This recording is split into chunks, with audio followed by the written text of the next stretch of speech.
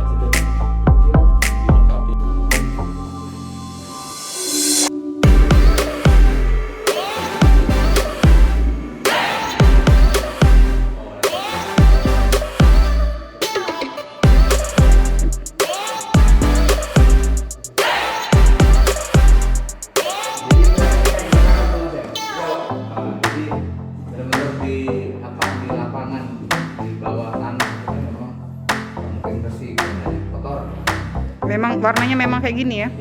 Kayak kawasan biasa. Iya.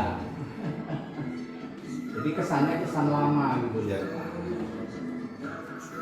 Begini kita ini barang walaupun baru dianggap barang kayak barang lama, kesannya seperti itu kita manfaatkan kan? Ya. Karena kalau pakai yang beneran itu berat itu.